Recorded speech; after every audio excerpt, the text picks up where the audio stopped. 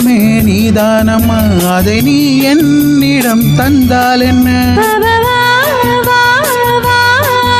என்னை அணைத்தே கதை சொல்ல லலலாவா, அதை சொல்வேன் சுவையாக.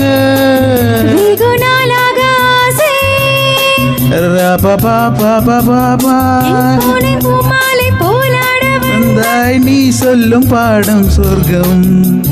சித்திரமே செந்தேன் மழையே முத்தமிழே கண்ணாழகே காதல் நாயகனே.